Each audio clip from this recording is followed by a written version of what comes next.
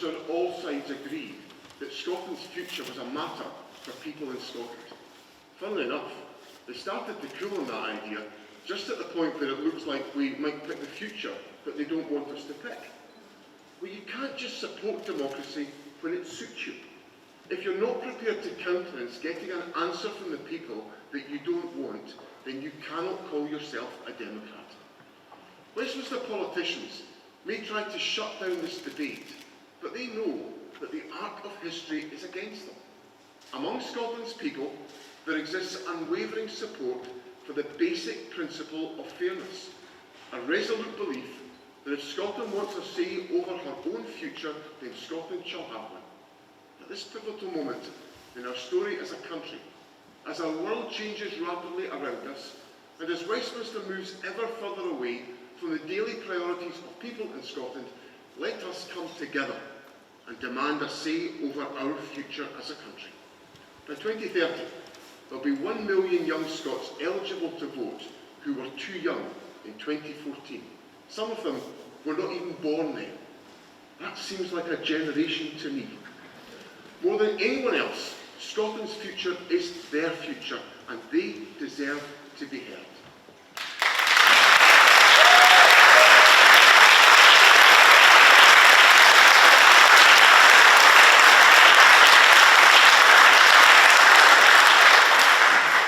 That 2014 referendum took place following a majority SNP win in the 2011 election. That's the precedent. That's what I'm determined to repeat. So this is not about me or the SNP or any politician. It's about the people of Scotland. And to the people of Scotland, I believe this can be a rallying declaration that Scotland is a nation, that we affirm that every nation has the right to choose her own future. We choose a future where Scotland decides her own government. We choose to build secure homes and strong communities where people and families can thrive. We choose to use our vast renewable wealth to lower bills and build prosperity. We choose to protect our National Health Service and public services for the generations to come. We choose to take our rightful place in Europe among the nations of the world. We choose to be a society where everyone has the chance to contribute and to belong. We resolve that Scotland's future must be guided by the will of the people who live here, to place choice, fairness and democracy at the heart of our national journey. This is our pledge, our right and our opportunity to write the next chapter in Scotland's story together. That's the right to decide, and that is our declaration today. Thank you very much.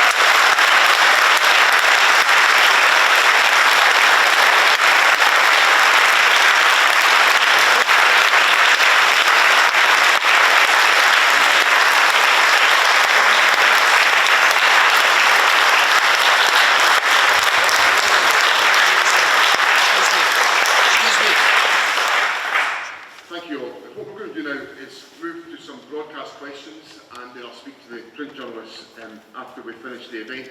And I'll come first of all to Colin Mackay of Scottish Television. Colin.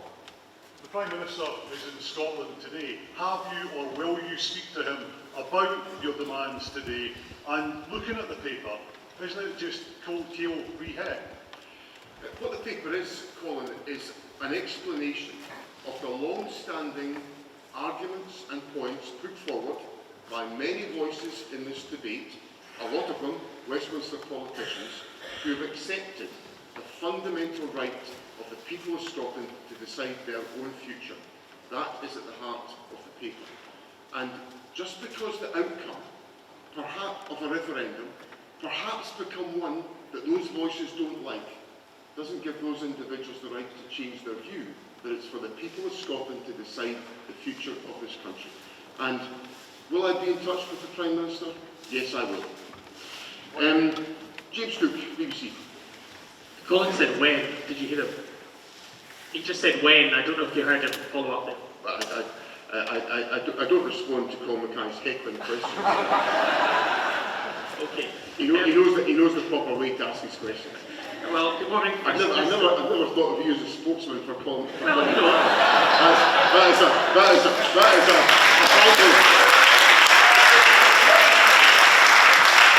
frankly dangerous precedent you've set. we're all in favour of collegiate behaviour. Good morning, First Minister. A couple of things, if you don't mind. First of all, I just wanted to explore this idea that you were talking about the voluntary union of nations. It's possible that after the next elections, that Plaid Cymru might be the largest party in Wales, Sinn Féin might be the largest party in Northern Ireland, a rising tide of English nationalism, arguably, and you would hope, obviously, the SNP being the largest party in Scotland. I just wonder if that seems that some people might look at that and think that could be a quite messy, even chaotic picture for the United Kingdom, and I wonder, in terms of the rest of the UK, whether that's helpful or not for you. And the second thing, if you don't mind, you talk about the utterly chilling language on asylum.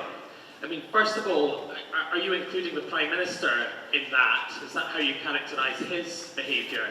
And secondly, do you not understand why this is happening though? I mean, I've been to some of these demonstrations and people are saying that they're fed up with the state of public services and that, at least in part, is your fault.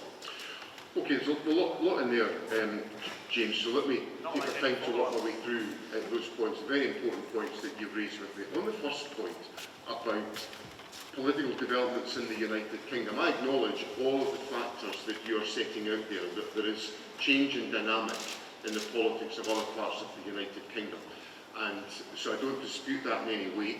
But I take the view that it's up to those parts of the United Kingdom to decide their own future, just as much as I believe it is essential that the people of Scotland are able to decide our future, and there should be no impediment, any voluntary union of nations, for Scotland to be able to exercise the choice to be governed differently from the current arrangements and, in my view, to become an independent country. But fundamentally, and this goes back to moments in my political lifetime, which are really very significant, where there has been unity of opinion amongst many political forces in Scotland, that the people of Scotland were entitled to decide the way in which they were governed. So I remember the claim of right from as you know, I've been around a long time, I remember the claim of right from the Scottish Constitutional Convention, which was founded on the right of the people to decide. Canon Kenyon Wright, who spoke for the convention, said that people say, if the voice from London says no, and we say we're the people, and we say yes. None of us forget these moments.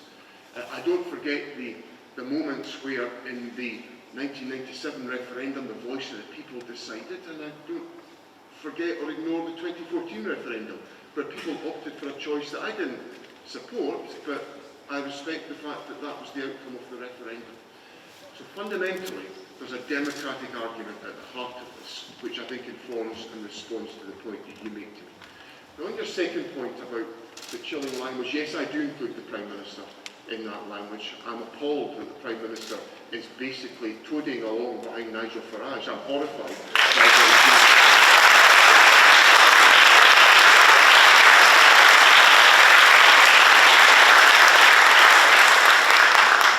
The talk that there is in the United Kingdom about exiting from the European Convention on Human Rights, I think it's just dreadful.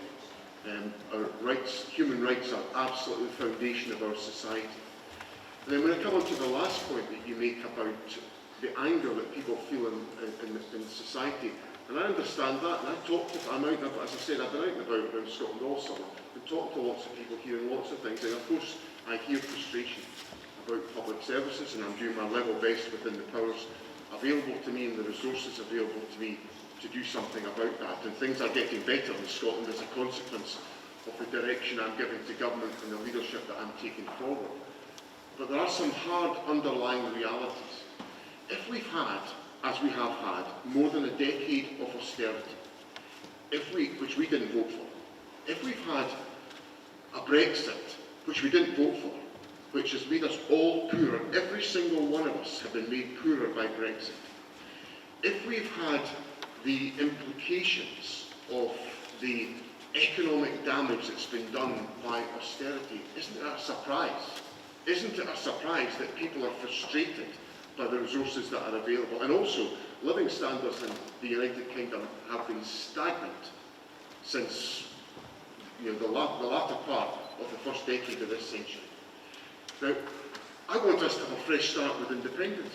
I want us to have the powers to be able to use the wealth of Scotland to benefit the people of Scotland and to take a different course from the austerity agenda of the United Kingdom, from the agenda which is about lowering expectations of people's own expectations in society because standards of living haven't increased. And the reason why standards of living have not increased are unreservedly the responsibility of foolish decisions made at Westminster on austerity and on Brexit and all that flows from that.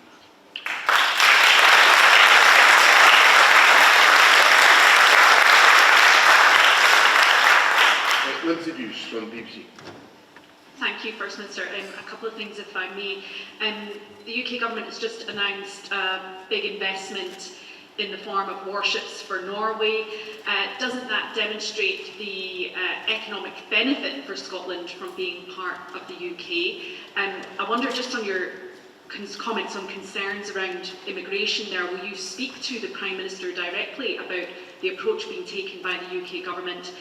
And just thirdly, if I may, just to clarify on independence, if you are returned to power after the election next year, is the bar for you in terms of going and asking for a second independence referendum a majority of SNP MSPs in the Parliament?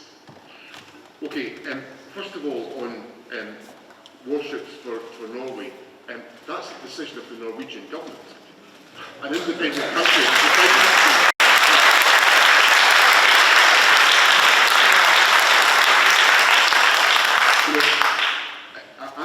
I was told throughout the referendum debate that there'd be no way there'd be any warship orders from any other country to come to the Clyde shipyards, and lo and behold, they've come. Why? Because they're good shipyards.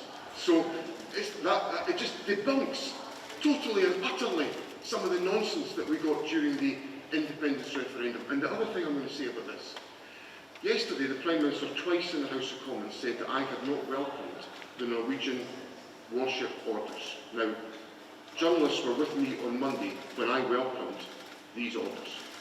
Now, there's a really basic point here that politicians should be accurate in what they say, and the Prime Minister was completely inaccurate in what he said in attacking me in the House of Commons yesterday.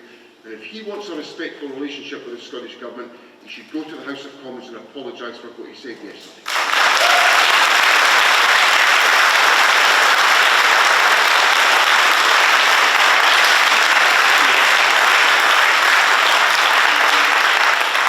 On the question of immigration, I've argued with the Prime Minister, my government has argued to the UK Government consistently for there to be a distinctive approach taken for migration into Scotland. Now, why is that the case? Well, it's the case because we have a real challenge about the size of our working age population. So when I talk about the challenges in the NHS or in social care, just to take one sector, that's because we are short of working age population in Scotland. This has been a long-term problem. 20 years ago, my predecessor, Jack McConnell, negotiated with the UK Government a Fresh Talent Initiative which allowed a different approach to migration to be taken in Scotland compared to the rest of the United Kingdom. And to Jack McConnell's credit, he advanced that argument, looking at the same demographics that I'm looking at now, and to his credit, Tony Blair agreed to that. So that demonstrates that these things are possible. When I raise these issues with the Prime Minister, when my ministers raise these with the Home Office, the door is shut. Now, this is doing economic damage to Scotland. It is holding us back. Our economy is currently growing, it's expanding, we've got very low unemployment, lower unemployment than the rest of the United Kingdom, economic inactivity is falling, but we're still short of people. So we need to have a different approach, and I will pursue that with the Prime Minister. And on your last point, Lindsay, the proposal I put to the party conference, which is what I believe is the necessary proposal to be taken forward, is that we have to rely on the precedent of 2011. In 2011, a majority of SNP MSPs were elected to the Scottish Parliament, and a referendum followed from that. Now, we've had the alternative in 2016 and 2021. There's been an independence majority, but it's not been SNP MSPs.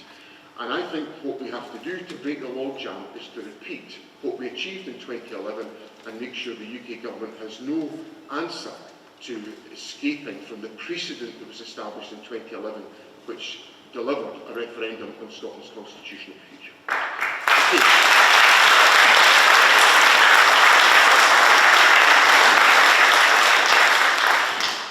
Can I just say to my friends and colleagues here, the applause is welcome, but it's slowing up my handling of these questions.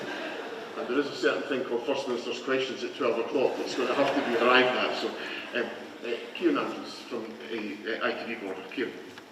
Thanks very much, First Minister. Last night we reported that patients in Dumfries and Galloway are still waiting up to 2 years for life-changing surgery. The Patient Safety Commissioner said this week that Scotland has a bed crisis, and your previous commitment that no one should wait more than a year for surgery than March next year is now called an aspiration by your Health Secretary. What would you say to people who might wonder why the Scottish Government has a renewed focus on independence when, despite improvements in some areas, as you say, there's still major problems facing the NHS and other public services? Well, there are big issues facing the National Health Service. We're in a recovery from COVID, and if you pause a large amount of elective healthcare treatment for the best part of 2 years, it will take time to recover from that. And we are intensely focused on that. And as I've indicated, as the Health Secretary has talked about as well, we are now seeing the inpatient waiting list falling, and we're seeing significant progress on those unacceptable long waits that you put to me, Kieran. And I totally accept that some people are waiting too long for treatment, but a large number of people are getting treatment, and many of them are getting treatment within the treatment time guarantee of 12 weeks. So the issue that we face as a country is that we will do everything we can within our devolved powers, and I think it's pretty obvious to people that since I became First Minister in May of 2024, that I have been giving my absolute all to strengthening public services and the economy in Scotland. I've got to broaden out the argument about some of the challenges that we face, and some of the challenges that we face are about the strictures of the financial arrangements that we're under, the continuation of the austerity agenda. We are not seeing an agenda which is about rebuilding coming out of the UK government, and that's why this issue, the issue of independence and the choice of the people of Scotland, is essential for us to have that wider debate about the future of the country. Can I come to Alan Jenkins from Channel 5? Alan? No? Right, okay. Craig Peter. Thanks, First Minister. I'm just further to Lindsay's question. I'm just inquiring about the parameters that you're setting for an independence referendum. You've said that the precedent is set in 2011 as an SNP majority, but just to quote from the paper that was released last night, it depends on the people of Scotland returning a Scottish Parliament that supports the holding of a referendum. Technically, that precedent has already been met and was met in 2021 with a pro-independence supporting Parliament. I'm just wanting some clarity here. I'm just wondering if you're setting a little bit of wiggle room for yourself after next year's election if you don't get that SNP majority. Well, I think if I go back to my answer to Lindsay, in 2016 and 2021, the scenario that you just put to me, Craig, was met, and that was that there was a majority of independents supporting MSPs, and it didn't result in a referendum because that was ignored by the UK government. I'm simply looking at the reality and saying, well, at what time, at what moment did an independence referendum happen? It happened in 2014 after an election in which the SNP won a majority of seats in the Scottish Parliament on our own. And I'm advancing the argument, which I think has got a lot of substance because it relies on the principle of precedent, what happened before. In a given set of circumstances, in 2011, a majority of SNP MSPs were elected to the Scottish Parliament, and 3 years later, there was a referendum agreed mutually between the UK government and the Scottish government. That, to me, is the precedent that has been established, and that's what I'm aiming to achieve with the proposal I'm putting to the party conference in October, and which will be the foundation of what I put to the people in the election in May. And the last broadcast question is Gina Davidson from Global. Gina. Thanks, First Minister. On that proposal you're putting to conference, already we've heard from some SNP members saying that this paper is premature and it's disrespectful to them because that debate about the Constitution and your approach needs to take place on the conference floor, and they obviously plan to try and amend your motion. They don't believe that's the right way ahead. What is your message to them? And also, can I just ask, yesterday you made a statement about what's happening in Gaza and what your government is doing to support Gaza. You flew the Palestinian flag from government buildings. The Jewish Council of Scotland have said they are deeply concerned about that move and how it will impact the safety of Jewish people in Scotland. I believe they have written to you about that. They say despite meeting with you on Monday, you know, they were very worried to hear your words yesterday. What do you have to say to them? Well, let me take that issue first, Gina, because I went through a lot of this in Parliament yesterday, and I think it's important that I repeat it here today, and I'm glad that you've raised that with me. I want every community in Scotland to feel safe and supported and welcomed and valued. That's who I am. That's what I'm about. And I knew, the reason I met with the Jewish community on Monday is I knew they would be uncomfortable with a lot of what I was going to say in Parliament. But I have to do the right thing, and I have to operate within the law, which underpinned what I said to Parliament yesterday. Now, I will continue to engage in dialogue with the Jewish community. I will listen to their concerns about safety, and I will represent their concerns of safety to Police Scotland, and I know that Police Scotland support the community and work with the community very actively, and I have no complaints from the community about the work of Police Scotland, who are very attentive to all communities within Scotland. But there is a genocide going on in Gaza that I cannot ignore. I just cannot ignore it, and I have to reflect that in the priorities of my government. As I explained to Parliament, I am obliged to respect international law by the Ministerial Code. I do not want to be in breach of the Ministerial Code, and with the information available to me just now, I have to act on that basis. That's the basis of my statement to Parliament yesterday. But to the Jewish community in Scotland, I say that the community is welcomed, valued, will always command my attention and my interest, and I will do whatever is required to assure them of their safety. Now, on the debate about the independence proposal at party conference, the party conference is a democratic institution. Contrary to what often gets said, I don't control the party conference. You know, it's the agenda is decided by a conference committee, and that committee will be looking at all the different proposals. I'm glad they put the proposal from Keith Brown and I on the agenda for the party conference, and I'm quite sure the party will have an open debate. But what I simply say to my party is this, is to look at the frustration, and I feel the frustration that people feel from that we've had independence referendums supporting majorities in the Scottish Parliament in 2016 and in 2021, and it has not resulted in a referendum. But we got a referendum in 2014 because the SNP won an overall majority in the Scottish Parliament. And I simply say that, to me, is the reliable and dependable route to achieve a referendum on independence. And the reason why we need a referendum on independence is because we need to be confident that the route we take will result in Scotland becoming independent. And I don't say that glibly, because for Scotland to become independent, there has to be agreement about the process. There has to be recognition that we in Scotland have taken a legitimate decision, so that an independent Scotland can have domestic and international legitimacy.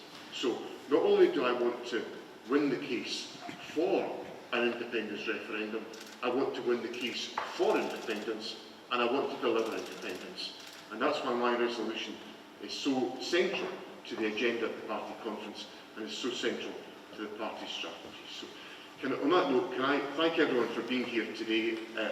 We are at the moment the start of an exciting journey where we want to engage not just people who believe in independence, but people in Scotland who believe that the people of Scotland are sovereign that have the right to decide their own future, so that when we actually exercise that democratic right, every citizen in Scotland is free to make that choice. That's how it should be, and that's what our declaration today about Scotland's right to decide is all about, and will be central to the campaign that we take forward to next May. Thank you all very much.